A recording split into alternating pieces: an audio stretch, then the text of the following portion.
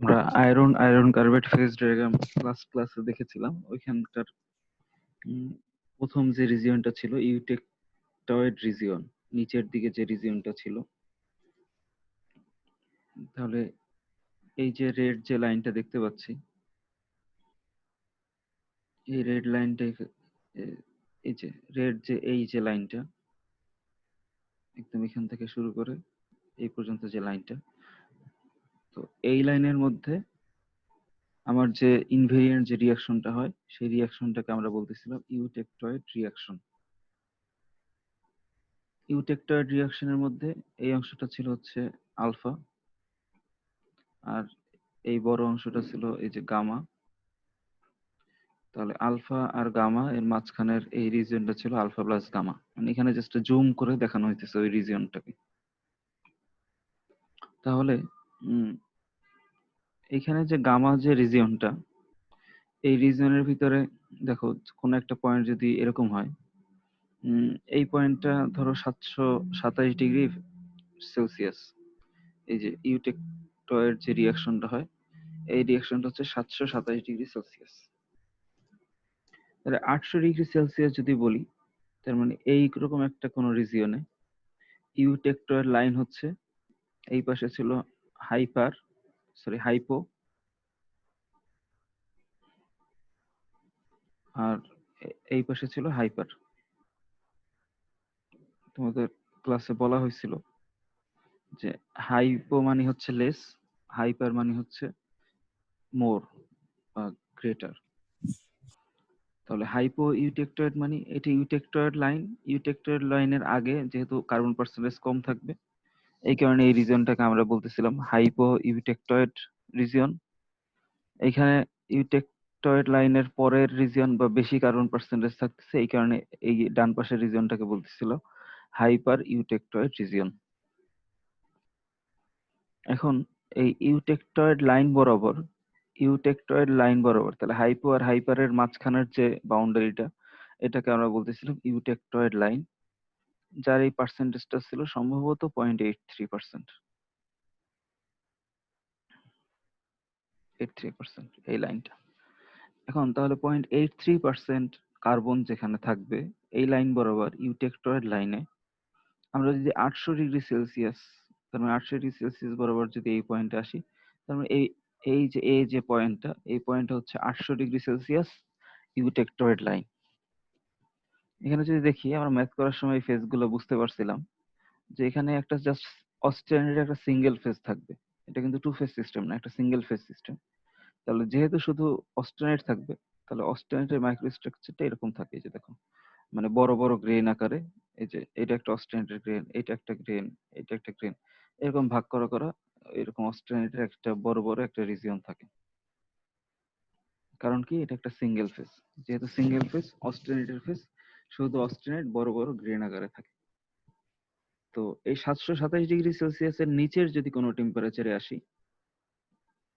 এই যে নিচের একটা টেম্পারেচার ভি, সাপোজ এটা হচ্ছে 700 ডিগ্রি সেলসিয়াস।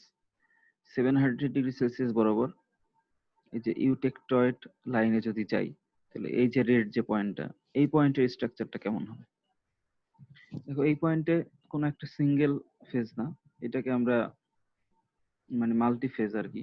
লেফট সাইড থেকে আলফা থাকতেছে, রাইট সাইড থেকে থাকতেছে, রাইট সাইডের যে 6.67% যদি বলি, এটা পুরো স্কেলে নাই, একদম রাইট সাইড পর্যন্ত হচ্ছে আয়রন কার্বাইড থাকবে বা সিমেন্টাইট থাকবে।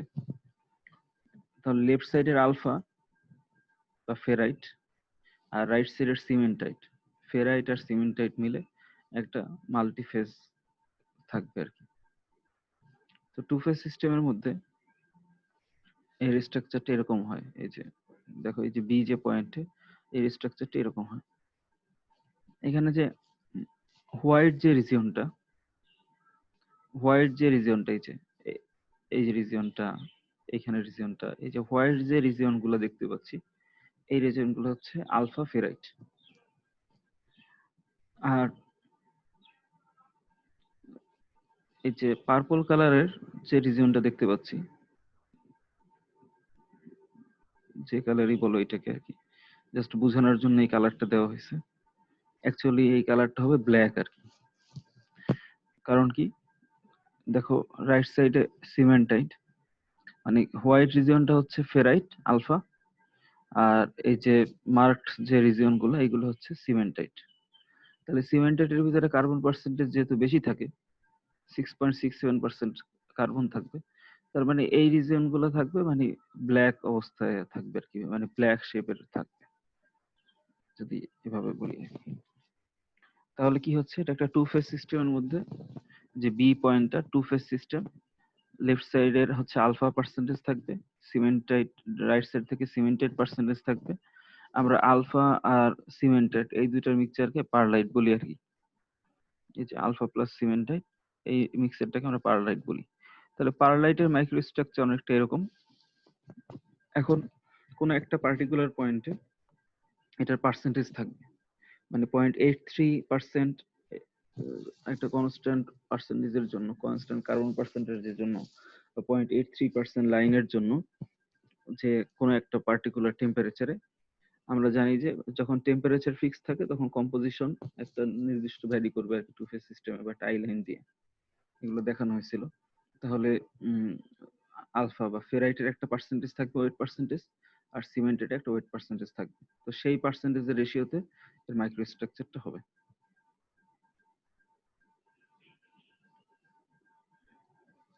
তাহলে আমরা যেটা দেখতেছিলাম,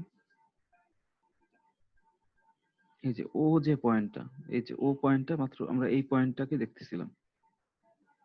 স্যার আগের স্লাইডের ব্যাপারটা আরেকবার বলবেন, যে কম্পোজিশনটা কিভাবে বের করার কথাটা আলফা আর ইয়ার মধ্যে, সিমেন্টাইটের মধ্যে।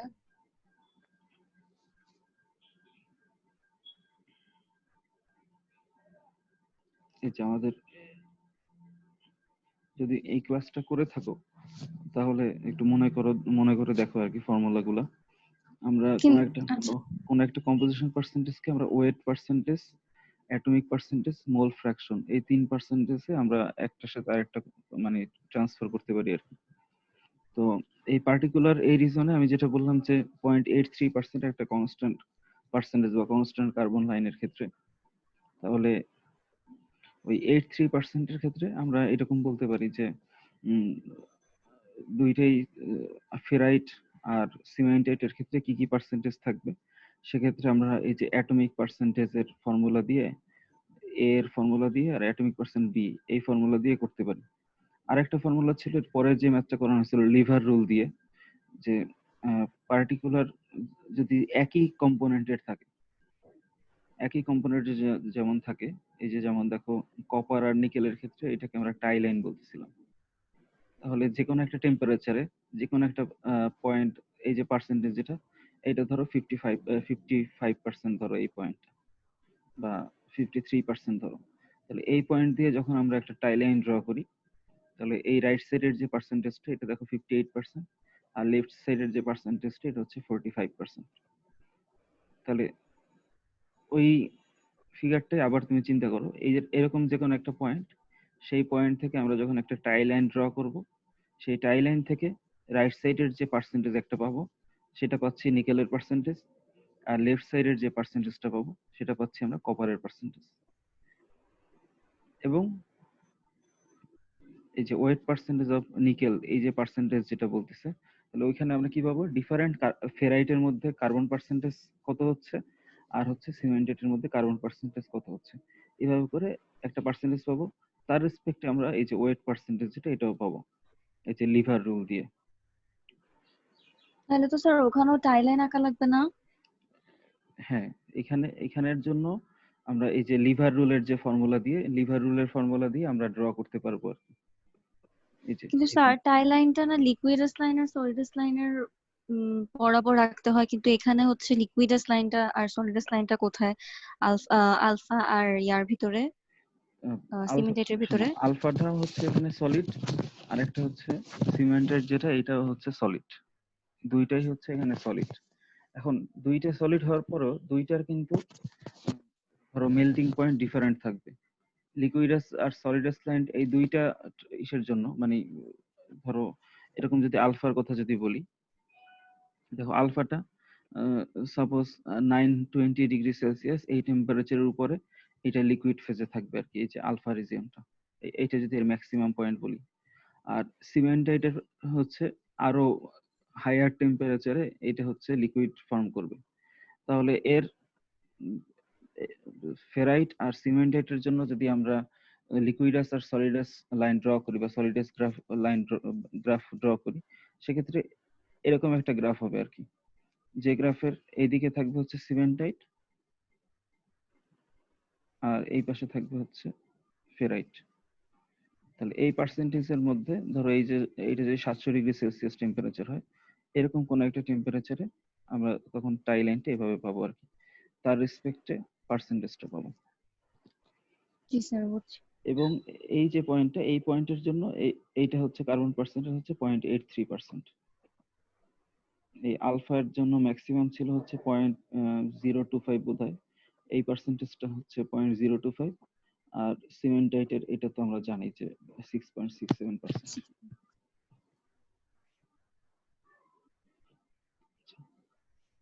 নিচের যে গ্রাফটা দেখো,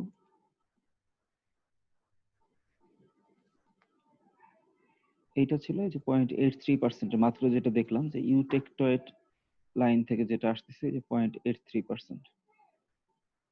0.83%। তাহলে তারও আগে মানে এই যে এফ যে পয়েন্টটা, এফ পয়েন্টটাকে আমরা বলতেছি হাইপো ইউটেকটয়েড রিজিয়ন। এফ পয়েন্টটা হাইপো ইউটেকটয়েড রিজিয়ন। তাহলে হাইপো ইউটেকটয়েড রিজিয়নের ভিতরে এখানের যে মাইক্রোস্ট্রাকচারটা পাওয়া যায় দেখো, এখানে তিনটা স্টেজে ফর্ম করে আর কি। একটা থাকে যে পুরোপুরি ইউটেকটয়েড ফর্ম করে, মানে ইউটেকটয়েড আলফা। আর একটা হচ্ছে প্রো ইউটেকটয়েড আলফা আর কি, মানে ইউটেকটয়েড রিজিয়ন ফর্ম করার আগের একটা স্টেজ আর কি, প্রো ইউটেকটয়েড রিজিয়ন ফর্ম করে। এটা একটু যদি বড় করে দেখি এরকম,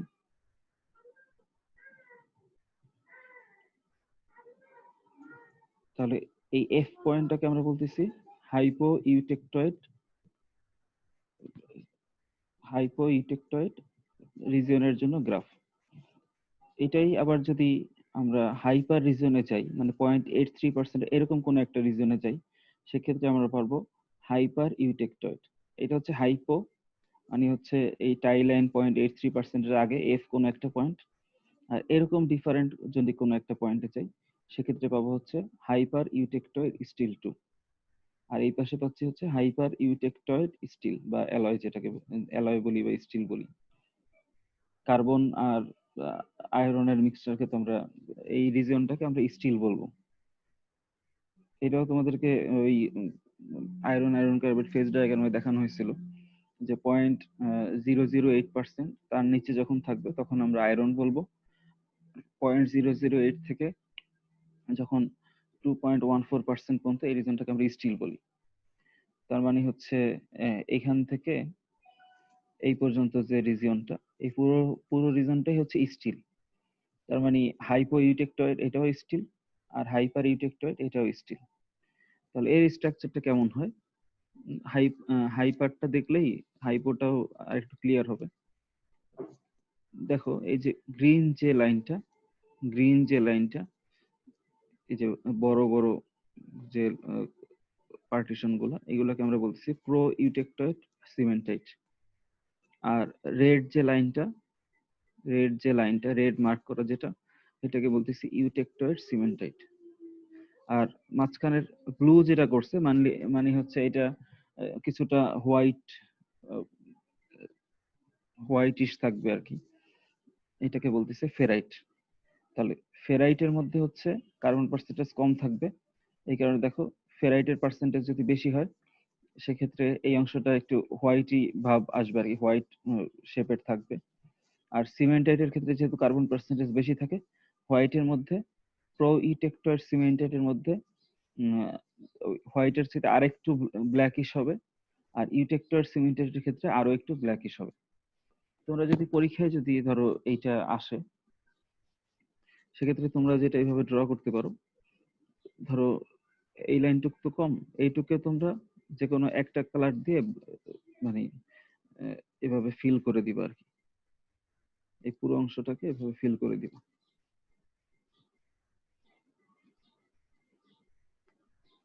জাস্ট পেন্সিল দিয়ে আঁকো বা কলম দিয়ে আঁকো, এটাকে এভাবে ফিল করে দিলাম। আর যেটা করবা এইগুলাকে এভাবে হ্যাচ লাইন বলে, হ্যাচ লাইন বলো বা ড্যাশ লাইন বলো, তাহলে ডিফারেন্ট রিজন শো করবে। আচ্ছা, এরকম রেড গুলাতে আমরা হ্যাশ লাইন দিয়ে দিলাম, মানে হ্যাচ লাইন দিয়ে দিলাম বা ড্যাশ লাইন দিয়ে দিলাম, তাহলে এটা একটা রিজন শো করবে। আর এই আলফা রিজনটাকে আমরা ফাঁকা রেখে দিলাম, তাহলে দেখো যে একটা পেন্সিল দিয়ে বা একটা কলম দিয়ে তুমি এটাকে ড্র করতে পারবে, ডিফারেন্ট কালার না হলেও কম্পোজিশনটা বোঝা যাবে। সিমিলার ভাবে হাইপোইউটেক্টয়েডের ক্ষেত্রেও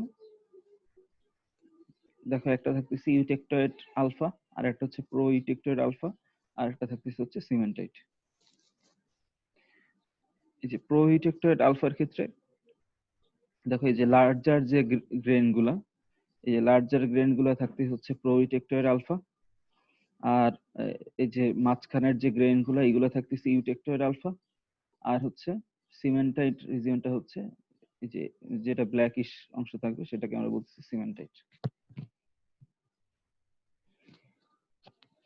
অস্টেনাইটকে তিন ধরনের ভাবে যদি মানে কুলিং করা হয় আর কি। কুলিং, ধরুন নর্মালি অস্টেনাইট একটা নির্দিষ্ট টেম্পারেচারে অস্টেনাইট আছে, সাপোজ 1000 ডিগ্রি সেলসিয়াস টেম্পারেচারে অস্টেনাইট আছে। তো অস্টেনাইটকে নর্মালি রেখে দিলাম, তো এটা আস্তে আস্তে কুল হইতে থাকবে। তাহলে যখন অস্টেনাইটকে জাস্ট স্লো ভাবে রেখে দেওয়া হয় নর্মাল, আস্তে আস্তে এনভায়রনমেন্টাল টেম্পারেচারে বা মানে রুম টেম্পারেচার আস্তে আস্তে কুলিং হইতে থাকে, তখন একটা নির্দিষ্ট সময় পরে আমরা ওই স্ট্রাকচার থেকে আমরা পারলাইট পাই আর কি। এই পারলাইটের ভিতরে কম্পোজিশন হচ্ছে আলফা প্লাস সিমেন্টাইট, এরকম একটা কম্পোজিশন পাই, যেটা হচ্ছে একটা প্রো ইউটেক্টয়েড ফেজ। তো এই কুল হওয়ার রেটটা যদি আমরা ইনক্রিজ করি, মানে যদি বেশি রেটে কুলিং করি, মানে তাড়াতাড়ি যদি ঠান্ডা করার ট্রাই করি, যেটাকে আমরা মডারেট কুলিং বলতেছি, তো সেক্ষেত্রে যে স্ট্রাকচারটা পাই ওটা হচ্ছে বাইনাইট পাওয়া যাবে। এবং বাইনাইট স্ট্রাকচারের ভিতরে দেখো আলফা প্লাস সিমেন্টাইট এইটাই থাকতেছে। আর যদি কুইঞ্চিং করি, কুইঞ্চিং মানে হচ্ছে র্যাপিড টেম্পারেচার যদি ড্রপ করা হয়, র্যাপিডলি যদি টেম্পারেচার ড্রপ করা হয়, এটাকে বলে কুইঞ্চিং। কুইঞ্চিং করলে মার্টেনসাইট পাওয়া যায়।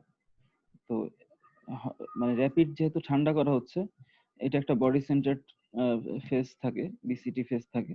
তো মার্টেনসাইটকে আমরা আবার যদি টেম্পারেচার দেওয়া হয়, সেক্ষেত্রে আমরা টেম্পার্ড মার্টেনসাইট পাই। টেম্পার্ড মার্টেনসাইটও দেখো আলফা প্লাস সিমেন্টাইট।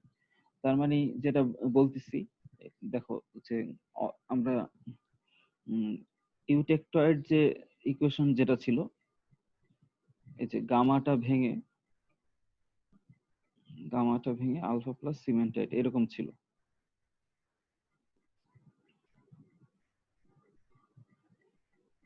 তাহলে দেখো এই যে গামাটা ভেঙে আলফা প্লাস সিমেন্টাইট, এই যে অস্টেন হচ্ছে গামা, আর আলফা প্লাস সিমেন্টাইট, এটাও আলফা প্লাস সিমেন্টাইট, এটাও আলফা প্লাস সিমেন্টাইট, এটাও আলফা প্লাস সিমেন্টাইট।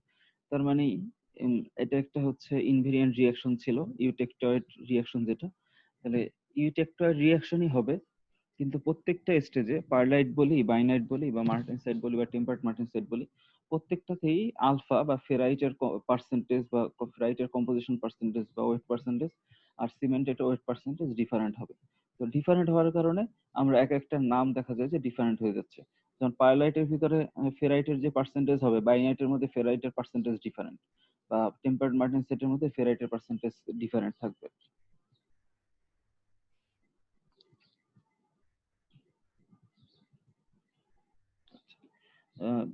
আরেকটা জিনিস দেখো, এটা হচ্ছে যে আয়রন কার্বাইড ফেজ ডায়াগ্রাম।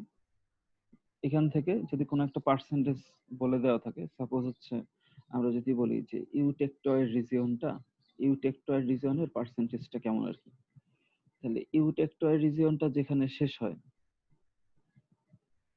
এই যে ইউটেক্টয়েড যে লাইনটা, এই যে এই লাইনটাকে আমরা ইউটেক্টয়েড লাইন বলতেছিলাম, যে এই লাইনটাকে ইউটেক্টয়েড লাইন বলতেছি। তো ইউটেক্টয়েড লাইন যেখানে শেষ হয়, ইউটেক্টয়েড লাইন যেখানে শেষ হয় সেখানে হচ্ছে 0.83% ছিল। 0.83% টোটাল ছিল। এই যে এই টোটাল এই পর্যন্ত পার্সেন্টেজটা ছিল 6.67।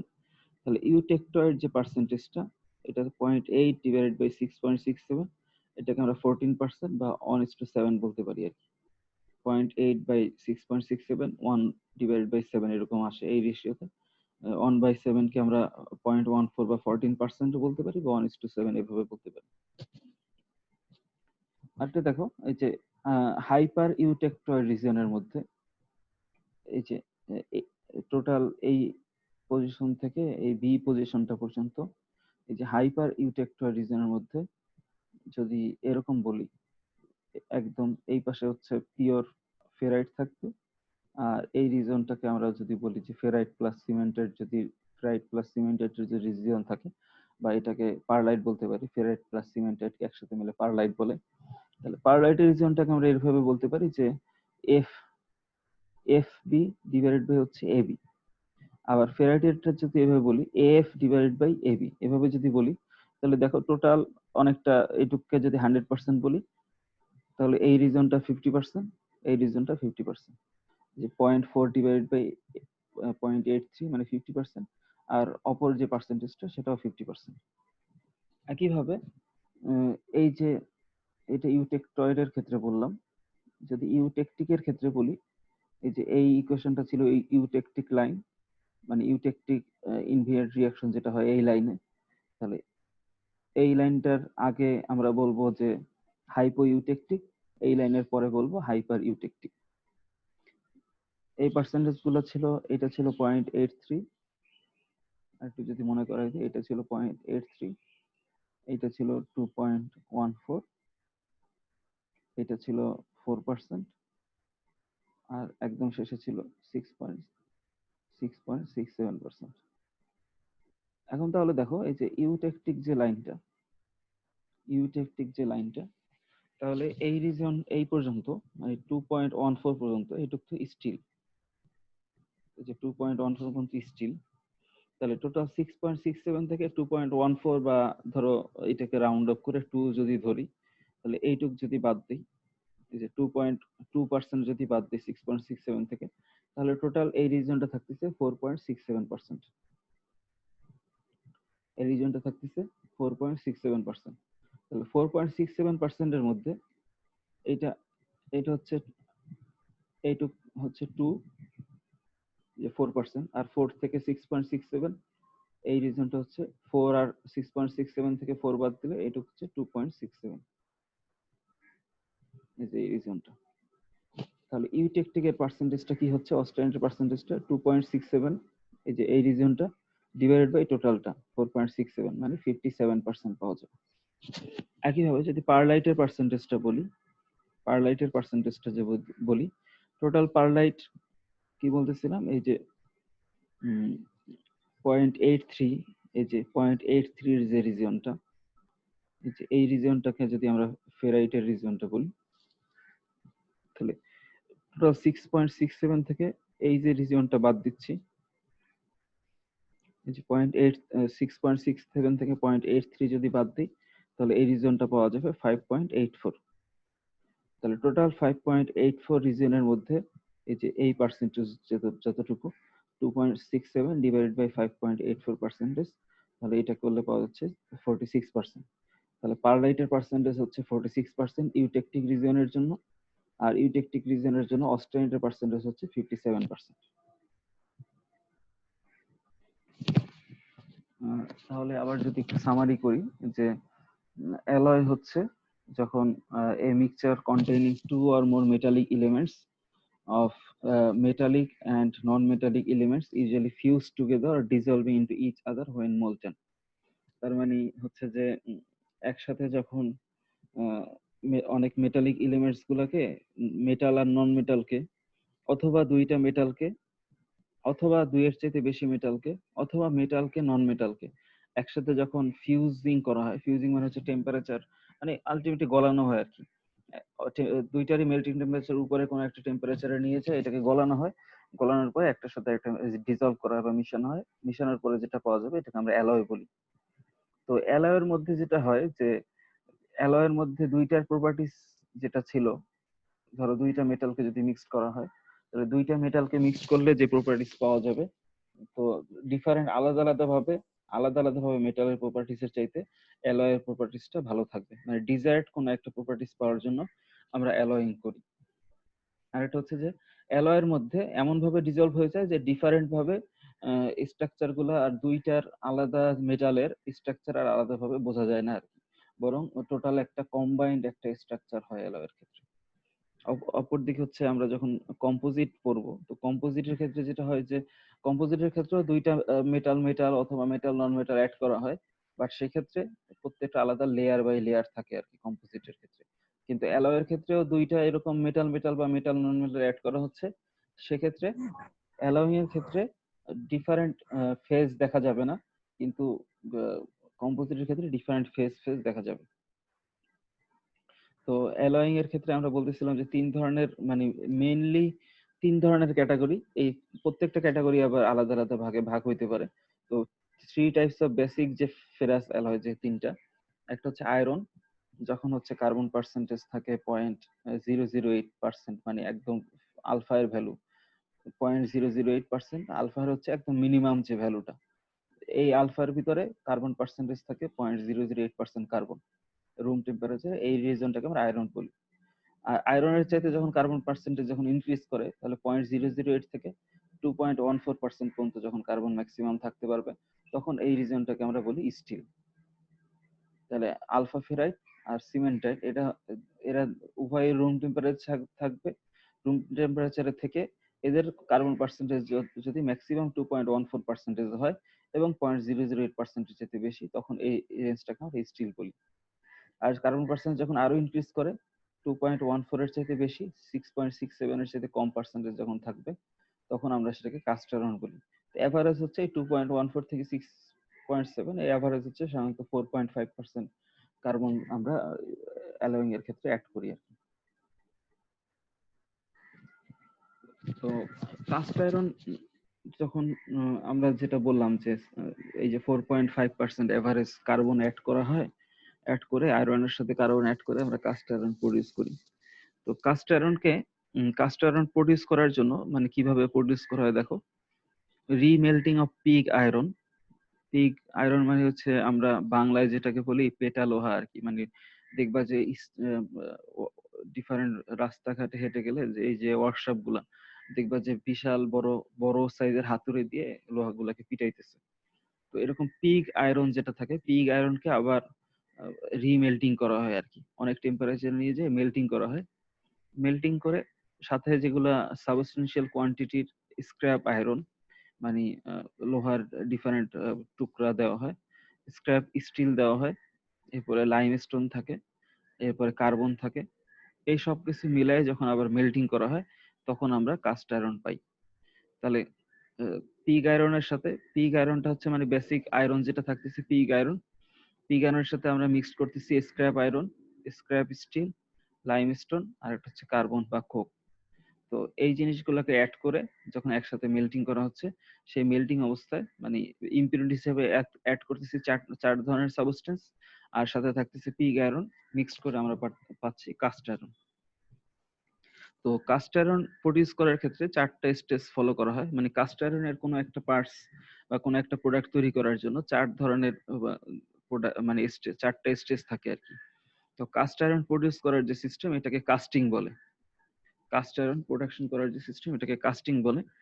তো কাস্টিং এর মানে চারটা স্টেজ মেইনলি আর কি। তো কাস্টিং এর চারটা স্টেজের প্রথমটা হচ্ছে ডিজাইন মেকিং। ধরো কাস্টমার আমাকে যে একটা অর্ডার দিল, সেই অর্ডারটা অনুযায়ী বা কাস্টমারের রিকোয়ারমেন্ট অনুযায়ী একটা ডিজাইন করা। তাহলে ডিজাইনকে আমরা এইভাবে বলতে পারি, এ প্ল্যান্ড অ্যাপ্রোচ নিডেড, যেখানে ফাংশন এন্ড অ্যাপিয়ারেন্স কনসিডারেশন করা হয়। তাহলে কাস্টমার বলে দিবে যে আমার এইটা এই শেপের একটা প্রোডাক্ট লাগবে, তাহলে অ্যাপিয়ারেন্সটাকে কনসিডার করা হয়, আর কাস্টমার যে ফাংশন করতে চায় সেই ফাংশনটা যাতে ফুলফিল করে সেটাকেও কনসিডার করা হয়। The stresses and the conditions A machine operates, তাহলে ওই কাস্ট আয়রনের বা কাস্টিং করে যে পার্টসটা তৈরি করব, সেটা কোন এনভায়রনমেন্টে অপারেট করবে বা কি ধরনের স্ট্রেস পাবে, সেগুলোকে কনসিডার করে ডিজাইন করা হয়। আর একটা হচ্ছে মানে আর্কিটেকচারাল বিষয়গুলোও থাকে, যে স্ট্রাকচারাল এবিলিটি কিরকম হবে, কি ধরনের সাপোর্টিভ স্ট্রেংথ দিতে পারবে, বা ওইটার মানে অ্যাস্থেটিক ভ্যালু কিরকম থাকবে বা ডেকোরেশন কিরকম হবে, এই জিনিসগুলোকে ডিজাইনে কনসিডার করা হয়। তো এই ডিজাইনের জন্য তাহলে ডিজাইন করবে কারা, যারা ধরো ইন্ডাস্ট্রিয়াল ইঞ্জিনিয়ার্স আছে বা কাস্টিং এর ক্ষেত্রে যারা স্পেশালাইজড আছে, তারা ডিটেলস ডিজাইন করবে। অনেক সময় কমপ্লেক্স শেপও থাকে, সেক্ষেত্রে ম্যানুফ্যাকচারিং ড্রয়িং আলাদাভাবে ড্রয়িং করা হয় আর কি। তো ইঞ্জিনিয়াররা যখন প্রাইমারি বা প্রিলিমিনারি ড্রয়িং যখন করে, এরপর হচ্ছে এই ডিজাইন আর্কিটেক্টস যারা থাকে তারা এই প্রত্যেকটা ড্রয়িং এর ক্ষেত্রে মানে এই ড্রয়িং গুলোর এলিভেশন কিরকম হবে বা কোন পার্ট গুলা কিরকম হবে সেগুলা রিপ্রোডিউস করে, বা ম্যানুফ্যাকচারিং ড্রয়িং গুলাকে প্রিসাইজ ডাইমেনশন দিয়ে বা মেটাল থিকনেস কি পরিমাণ হবে, মানে ডিটেলস যে ডিজাইন যেটা করে আর্কিটেকচাররা আর ইঞ্জিনিয়াররা মিলে ডিটেলস একটা ডিজাইন করে। তো ডিজাইন যখন হয়ে যায় তখন প্যাটার্ন মেকিং করা যাবে আর কি, মানে সেকেন্ড স্টেজে যাওয়া যাবে। তো ডিজাইনটা ইম্পর্টেন্ট এই কারণে, কারণ ডিজাইন স্টেজে যদি ভুল হয় তাহলে পরবর্তী স্টেজগুলো কিন্তু ডিজাইন স্টেজের উপর ডিপেন্ডেন্ট। তো এই কারণে এক্সপার্ট ইঞ্জিনিয়ার বা এক্সপার্ট আর্কিটেক্ট যারা থাকে তাদেরকে দিয়ে এই ডিজাইনটা করাইতে হয়। না করাইলে দেখা যায় যে মানে আমার পারপাস সলভ হবে না। এমন একটা পারপাসে বা এমন একটা স্টেজে ম্যাটেরিয়ালস ইউজ করা হবে, সেই স্ট্রেস নেওয়ার মতো আমি যে প্রোডাক্টটা তৈরি করেছি সেই স্ট্রেসটা নিতে পারতেছে না, তখন বারবার ফেল করবে আর কি। উম, তো কিছু কিছু ক্ষেত্রে দেখা যায় যে সিম্পল যে কিছু ডিজাইনের ক্ষেত্রে অনেক সময় দেখা যায় যে কাস্টমার বলে আমাকে অরিজিনাল একটা স্যাম্পল দিয়ে দিয়েছে, আমার এই ধরনের আরেকটা প্রোডাক্ট তৈরি করে দিতে হবে। তো অরিজিনাল স্যাম্পল যদি থাকে সেটা একদিক থেকে ভালো। সেক্ষেত্রে উম, উম, মানে অরিজিনাল স্যাম্পলই যদি থাকে সেক্ষেত্রে আর অন্য কোনো প্ল্যান বা ড্রয়িং এগুলো আর করতে হয় না আর কি। অরিজিনাল স্যাম্পল দেখেই তাহলে প্রোডাক্টটা তৈরি করা যায় আর কি। সেকেন্ড স্টেজ হচ্ছে প্যাটার্ন মেকিং। তাহলে ডিজাইন করার পরে প্যাটার্ন করতে হয় আর কি। প্যাটার্ন মেকিংটা জাস্ট আমি ফাইনাল যে প্রোডাক্টটা, যে কাস্টমার যে প্রোডাক্টটা চাইতেছে, ফাইনাল কাস্টমার যে প্রোডাক্টটা চাইতেছে ওই প্রোডাক্টটারই একটা রেপ্লিকা বলতে পারি, সেটাকে আমরা প্যাটার্ন বলি। তার মানে হচ্ছে সাপোজ যখন ডিজাইন করা হয়ে গেল, after design being approved and manufacturing drawing okay, আর ইঞ্জিনিয়াররা ডিজাইন অ্যাপ্রুভ করলো, আর্কিটেকচাররা ম্যানুফ্যাকচারিং ড্রয়িং গুলোকে ডিটেলস ভাবে করে দিল, এরপরে প্যাটার্ন তৈরি করা যাবে। তো প্যাটার্ন গুলো তৈরি করা হয় উড, ফাইবার গ্লাস বা প্লাস্টিক। দেখো ওই যে আয়রন বাদে ডিফারেন্ট ম্যাটেরিয়ালস, ম্যাক্সিমামই আমরা উড ইউজ করি। উড ইউজ করা এসব ক্ষেত্রে সহজে করা যায় আর কি, বা চিপ। স্যার প্যাটার্ন মেকিংটা মানে কি আরেকবার একটু বলতে হ্যাঁ, পারেন? প্যাটার্ন মেকিংটা ফিগারটা দেখাবো তাহলে বুঝতে পারবো আর কি। যেটা বলতেছি যে কাস্টমার যে প্রোডাক্টটা চাইতেছে সেই সিমিলার শেপের একটা প্রোডাক্ট তৈরি করব, বাট ডিফারেন্ট ম্যাটেরিয়ালস এর, এটাকে প্যাটার্ন বলে। এই ফিগারটা দেখো, কাস্টমার ধরো এই যে একদম লোয়ার রাইট যে এরকম একটা শেপের কোন একটা অবজেক্ট চাইতেছে, তাহলে এটা তো কাস্ট আয়রনের তৈরি, ফাইনাল যেটা হবে এটা হচ্ছে কাস্ট আয়রনের তৈরি হবে। আমি প্যাটার্ন হিসাবে যেটা তৈরি করব, প্যাটার্নটা হবে এই সিমিলার শেপের বাট ডিফারেন্ট ম্যাটেরিয়ালস এর। এই যে কাস্টমার এই প্রোডাক্টটা এই শেপের চাচ্ছে, তাহলে আমি এই শেপের একটা প্রোডাক্ট তৈরি করব যেটা ডিফারেন্ট ম্যাটেরিয়ালস হবে, এবং ম্যাটেরিয়ালসটা হবে কিসের, এই যে উডের হবে, মানে যেহেতু আয়রন বাদে অন্য কিছু, উডের হবে বা ফাইবার গ্লাসের হবে বা প্লাস্টিকের হবে। মানে ফার্স্টে ল গুলা দিয়ে তৈরি করে দেখবো, মানে তারপরে আসলটা। হ্যাঁ, নরমাল এটা তৈরি করতে হবে কেন, সেটা পরের স্টেজের জন্য এটা তৈরি করতে হয়। Patterns have to be exactly the shape of the finished item. তাহলে ফিনিশড আইটেম যে শেপের থাকবে, প্যাটার্নটা ওই শেপের হইতে হবে। And precise in their dimensions as they are use to make the sand moulds. মানে পরের স্টেজ হচ্ছে মোল্ডিং, প্যাটার্ন মেকিং এর পরের স্টেজ হচ্ছে মোল্ডিং। তাহলে মোল্ড তৈরি করার জন্য যেহেতু প্যাটার্নটা লাগতেছে, এই কারণে ধরো প্যাটার্নের ডিজাইনের সাথে যদি প্যাটার্ন না মিলে তাহলে প্যাটার্ন দিয়ে পরবর্তী স্টেজ গুলো করবো। প্যাটার্ন তৈরি করার জন্য ডিজাইন ইম্পর্টেন্ট, আর প্যাটার্ন ইম্পর্টেন্ট হচ্ছে এই কারণে কারণ পরবর্তী স্টেজে ফাইনাল প্রোডাক্টটা প্যাটার্নের মতো হবে। তো প্যাটার্ন তৈরি করতে চাই যদি ভুল হয় তাহলে দেখা যাবে ফাইনাল প্রোডাক্ট গুলো ডিফারেন্ট শেপের হয়ে যাবে বা আমার পারপাস সলভ করবে না। একটা প্যাটার্ন রিইউজ করা যায়, মানে একটা প্যাটার্ন তৈরি করলে অনেকবার এটাকে রিইউজ করা যায়। তো patterns can last for many years, মানে একটা প্যাটার্ন দিয়ে অনেক বছর ইউজ করা যায়। মেকিং থাউজেন্ডস অফ মোল্ডস, মানে পরবর্তী স্টেজে মোল্ডিং, তো একটা প্যাটার্ন দিয়ে এরকম 1000 মোল্ডও তৈরি করা যায়। Any irregularities or mistake will be রিপ্রোডিউসড in the casting.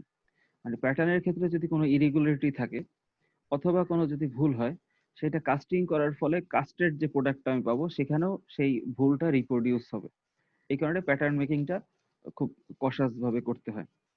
Patterns must allow for shrinkage of the metal by when it cools and also create channels or runner to allow the molten metal to flow the riser to allow for the escape of gases. এটা মানে হচ্ছে casting স্টেজটা হচ্ছে মানে ওই যে pig iron, এরপর হচ্ছে scrap iron, scrap steel, coke, এইগুলোকে সবগুলোকে গলায় তো এই পরের স্টেজ বা মোল্ডের ভিতরে দেওয়া হবে। তো যখন ঠান্ডা হবে, তো ঠান্ডা হওয়ার পরে শ্রিঙ্কেজ যদি হয়, ঠান্ডা হওয়ার পরে যদি শ্রিঙ্কেজ হয় মানে ছোট হয়ে আসে, মেটেরিয়াল যদি ছোট হয়ে আসে, সেক্ষেত্রে কিন্তু প্যাটার্নের শেপের সাথে ফাইনাল কাস্ট আয়রনের শেপটা মিলবে না।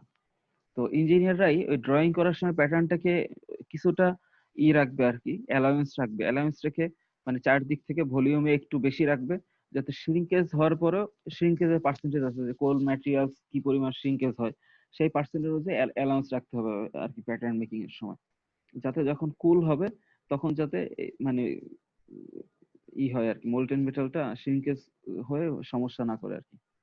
তো প্যাটার্ন মেকিংটা তার মানে বোঝা যাচ্ছে এটা একটা কমপ্লেক্স জিনিস, এবং এক্সট্রিমলি স্কিলড ওয়ার্কার দিয়ে যদি না করা হয়, সেক্ষেত্রে পরবর্তী স্টেজ গুলাতে ওই যে ইরেগুলারিটি বা মিস্টেক গুলো থেকে যাবে। এই কারণে trained and highly experience makers required. Pattern making যারা তৈরি করে, যারা অনেক দিন থেকে তৈরি করতেছে, তাদেরকে দিয়ে প্যাটার্নটা তৈরি করা হয়। পরবর্তী স্টেজ হচ্ছে মোল্ড। মোল্ডটা হচ্ছে এরকম, এই যে এইটাকে আমরা মোল্ড বলি, এই যে দেখো এটা মোল্ড, এটা মোল্ড। এই দেখো তাহলে এই যে যে শেপটা, এই যে ফাইনাল যে প্রোডাক্টের শেপটা, এটাই দেখো এই যে এই ভিতরে যে এই কাঠের বক্সের ভিতরে যে এই অংশটাকে আমরা বলতেছি যে প্যাটার্ন। এই যে এই শেপটা যেটা প্যাটার্ন, তাহলে উডেন প্যাটার্ন আমরা তৈরি করলাম। তৈরি করার পরে যেটা করা হবে সেটাকে আমরা বলতেছি মোল্ড মেকিং। মোল্ড মেকিংটা স্যান্ড বা বালি দিয়ে তৈরি করা হয়। Making a mould in sand into which the molten is poured। তার মানে বালি দিয়ে মোল্ডটা তৈরি করার পরে সেখানেই ওই যে মোল্টেন ম্যাটেরিয়ালস গুলা, pig iron, scrap steel, scrap iron আর হচ্ছে কোক, এইগুলোর মিক্সচারটাই কি আমরা মোল্ডের ভিতরে দিব আর কি। Pattern is packed into sand. প্যাটার্নটা তৈরি করা হবে মানে বালিকে খুব চেপে চেপে দিয়ে তারপর প্যাটার্নটা তৈরি করা হয় আর কি, প্যাকড অবস্থায়। when removed leaves the shape of the casting। একটা প্যাটার্ন দিয়ে একটা কাস্টেড মানে প্রোডাক্টই তৈরি করা যায়, মানে একটা প্যাটার্ন দিয়ে একটা একটা মোল্ড দিয়ে একটা কাস্টেড প্রোডাক্ট তৈরি করা যায়। তার মানে একবার একটা মোল্ড ইউজ করার পরে সেই মোল্ডটাকে ভেঙে ফেলা হয়। মোল্ডটা ভেঙে ফেলার পরে when the mold is removed leaves the shape of the casting, শুধুমাত্র এই কাস্টেড প্রোডাক্টটাই থাকবে, প্যাটার্নটাকে আমরা ভেঙে ফেলবো। The molds are in two parts held in boxes for the actual pouring। তার মানে দেখো এই যে ছবিটা যদি দেখি, এই যে এরকম একটা কাঠের একটা বক্স থাকে, সেই বক্সের ভিতরে দেখো এই যে এরকম একটা অর্ধেক, এরকম একটা অর্ধেক। তার মানে কি হচ্ছে দেখো, এই কাঠের বক্সটার 50% আমরা ভরতেছি, 50% বালি দিয়ে পুর করতেছি, আর এক 50% এরকম বালি দিয়ে পুর করতেছি। যখন বালি এবং পানির একটা মিক্সচার দিয়ে যখন স্যান্ডটাকে কম্প্যাক্ট করে দেওয়া হবে, তখন এই একটা হাফ পার্টের উপর আর একটা হাফ পার্ট দিয়ে দেওয়া হবে। তাহলে একটা হাফ পার্টের উপর আর একটা হাফ পার্ট দিয়ে দিলে এই দেখো এরকম একটা শেপে দেখা যাচ্ছে। এরপর কি করব, যখন মোল্টেন ম্যাটেরিয়াল যখন ঢালা হবে, মানে কাস্টিং 4 নাম্বার স্টেজ যখন মোল্টেন ম্যাটেরিয়ালটা ঢালা হবে, ঢালার পরে এরকম রেখে দেওয়া হবে। রেখে দেওয়ার পরে ওই বালির ভিতরে বসে আস্তে আস্তে রেখে দিলে ঠান্ডা হবে। ঠান্ডা হওয়ার পরে এই মোল্টেন ম্যাটেরিয়ালটা এইভাবে জমে যাবে। এরপরে মোল্ডটাকে ভেঙে ফেলবো। এই যে এরকম মোল্ডটাকে ঠান্ডা হওয়ার পরে ভেঙে ফেলবো, ভেঙে ফেললে আমরা ফাইনাল শেপটা পাবো। তাহলে two halves are placed face to face, মানে একটার উপরে আর একটা মানে মোল্ডের 50% এর উপরে আর একটা 50% একটার উপরে একটা বসানো হয়। দ্য ক্যাভিটি ইজ ক্রিয়েটেড, মানে একটা হোল করা হয় বা ক্যাভিটি করা হয়, যেখান থেকে মোল্টেন আয়রন ইজ পোর্ড, যেখানে মোল্টেন ম্যাটেরিয়াল ঢুকানো হবে। একটা থাকে হচ্ছে রানার সিস্টেম। রানার সিস্টেম মানে হচ্ছে a network of channels that allow the molten metal to run into the mold।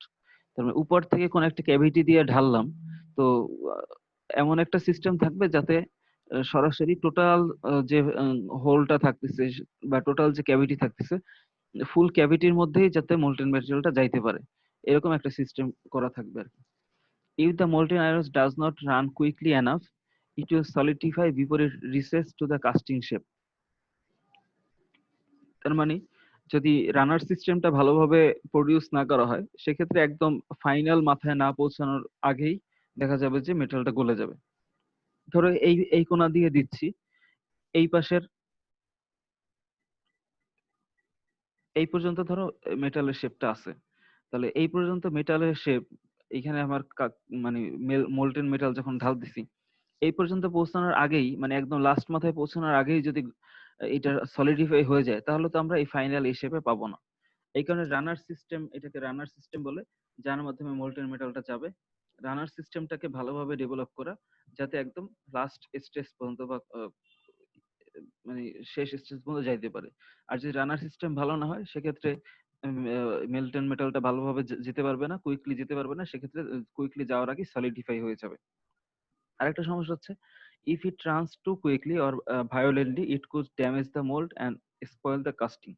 যেহেতু বালির জিনিস থাকবে আর অনেক বেশি আচ্ছা, বালি ইউজ করার কারণ হচ্ছে বালি হচ্ছে অনেক বেশি টেম্পারেচারে রেজিস্ট করতে পারে আর কি, মানে অনেক বেশি টেম্পারেচার নিতে পারে বালির, মানে মেল্টিং টেম্পারেচার অনেক বেশি। এই কারণে আমরা এখানে বালি ইউজ করি। আর যদি অনেক বেশি মানে খুব তাড়াতাড়ি স্পিডে দেওয়া হয় সেক্ষেত্রে যেটা হবে যে ওই স্পিডের কারণে মোল্ডটা ভেঙে যেতে পারে। If it runs too quickly or violently, it could damage the mold and spoil the casting.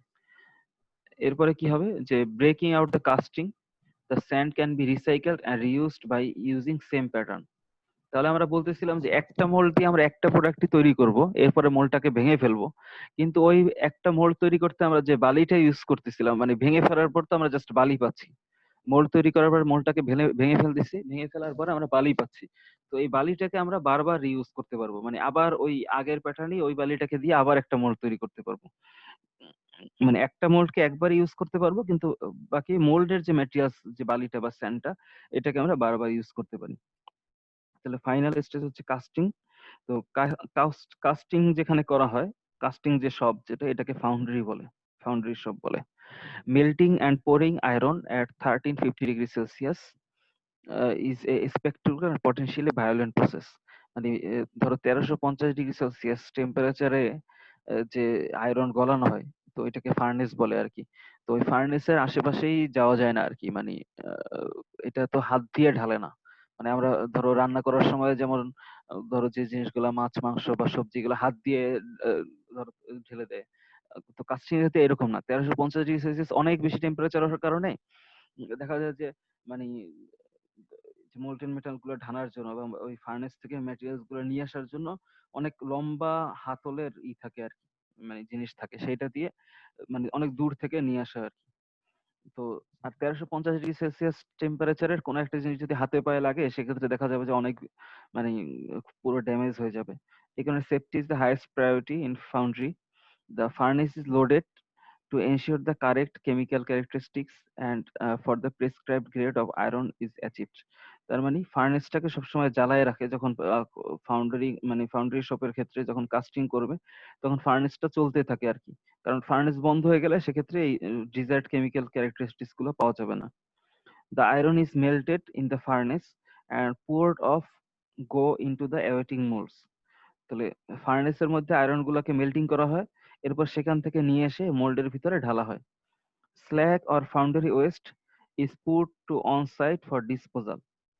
ফাউন্ডারি West বলতে এই শেপের চাইতে এক্সট্রা কিছু শেপ আশেপাশে লেগে থাকতে পারে, সেই শেপ গুলোতে আবার গ্রাইন্ডিং হুইল দিয়ে পরিষ্কার করে দেওয়া হয়।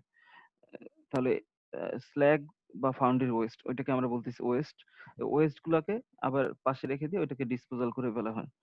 After the iron has cooled the mould is broken out. এরকম করে ঢেলে দিলাম, ঢেলে দেওয়ার পরে যখন ঠান্ডা হয়ে গেল, ঠান্ডা হওয়ার পরে মোল্ডটাকে ভেঙে ফেলা হয়। All the excess iron from the process. এরপর হচ্ছে রানারের মধ্যেও তো কিছু পরিমাণ মোল্টেন মেটাল থাকবে। একটা হচ্ছে যে এক্সেস ম্যাটেরিয়ালস যেটা থাকবে রানারের মধ্যে, যেটা থাকবে are cleaned off in a process known as fettling. এই ফেটলিং এর মধ্যে কি করে, এই যে গ্রাইন্ডিং হুইল দিয়ে গ্রাইন্ডিং করে বা শর্ট ব্লাস্টিং করে, মানে স্যান্ড দিয়ে ঘষে পরিষ্কার করা হয়। To produce A finish casting, মানে ফাইনাল যে প্রোডাক্ট যেটা পাবো বা যেটা দরকার হবে এই ফিনিশড শেপে নিয়ে আসার জন্য কাস্টিং বা কাস্টিং ম্যাটেরিয়ালটা ঢালার পরে ঠান্ডা হয়ে যাওয়ার পরে মোল্ডটা ভেঙে ফেলা হয়। ভেঙে ফেলার পরে যে অংশটা থাকে এক্সেস অংশটা গ্রাইন্ডিং হুইল দিয়ে হোক বা স্যান্ড ব্লাস্টিং দিয়ে হোক, এটাকে এই প্রসেসটাকে ফেটলিং বলতেছি। ফেটলিং এর মাধ্যমে আমরা এরকম ফাইনাল শেপে পাচ্ছি। তাহলে চারটা স্টেজ যদি আবার রিভিউ করি, একটা হচ্ছে ডিজাইন স্টেজ থাকবে। ডিজাইন স্টেজের ক্ষেত্রে আমরা ইঞ্জিনিয়াররা ড্রয়িং করে দিবে, আর্কিটেকচার যারা থাকবে তারা এটাকে ডিটেইলস ড্রয়িং করে দিবে বা প্রত্যেকটা ড্রয়িং এর জন্য ভেরিয়েশন গুলো বলবে। আর যদি যে প্রোডাক্টটা তৈরি করবো সেরকমই একটা প্রোডাক্ট পাওয়া যায় বা যদি আরেকটা স্যাম্পল পাওয়া যায় তাহলে আর ডিজাইনের ক্ষেত্রে এত ঝামেলা হয় না। তো সেই স্যাম্পল প্রোডাক্টটা দিয়ে অথবা যে ডিজাইনটা করব সেই ডিজাইন অনুযায়ী একটা প্যাটার্ন তৈরি করা হয়। সেই প্যাটার্নটা সাধারণত উডের হয়, ফাইবার গ্লাসের হয় অথবা প্লাস্টিকের হয়। এরপরে সেই উডেন একটা বক্সের মধ্যে আমরা সেই প্যাটার্নটাকে রাখতেছি। সেই প্যাটার্নটা রেখে স্যান্ডকে কম্প্যাক্ট করে আমরা মোল্ড তৈরি করতেছি। মোল্ডের দুইটা হাফ থাকে, মানে অর্ধেক অর্ধেক দুই ভাগে ভাগ করা থাকে। এরপরে সেই মোল্ডটা একটার উপর একটা ফেসের উপর একটা ফেস দিয়ে দেওয়া হয়। এরকম একটা শেপের আমরা মোল্ড পাবো।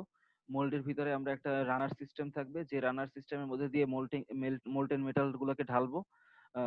রানার সিস্টেমটা ভালো হইতে হবে যাতে একদম লাস্ট মাথা পর্যন্ত আমার মোল্টেন মেটেরিয়ালটা তারা মানে যেতে পারে। আবার তাড়াতাড়ি ঢাললে মোল্ডটা নষ্ট হয়ে যাবে। এই কারণে খুব তাড়াতাড়িও না, খুব আস্তে আস্তে না, যেরকম দরকার এরকম স্পিডে আমার মোল্টেন মেটেরিয়ালটা ঢালতে হবে। এরপরে রুম টেম্পারেচারে ঠান্ডা হইতে দিতে হবে। ঠান্ডা হয়ে গেলে আমরা মোল্ডটা ভেঙে ফেলবো। ভেঙে ফেললে আমরা ফাইনাল আউটপুটটা পাবো। সেই ফাইনাল আউটপুটের ক্ষেত্রে যদি এক্সেসিভ ম্যাটেরিয়ালস থাকে অথবা যদি এই যে যেমন দেখো এই অংশটুকু, এই যে এইখানে সিলিন্ড্রিকাল ছোট একটা সিলিন্ড্রিকাল যে অংশ, এই অংশটা হচ্ছে এই যে রানারের যে অংশটা। রানারের ওখানে তো মোল্টেন মেটাল থেকে যাবে। তো এই রানারের যে অংশটা, ওই রানার অংশটাও ভেঙে ফেলতেছে আর কি, গ্রাইন্ডিং হুইল দিয়ে ভেঙে ফেলে বা ফাইনাল ফিনিশিং দিয়ে আমরা ফাইনালি আউটপুটটা পাই।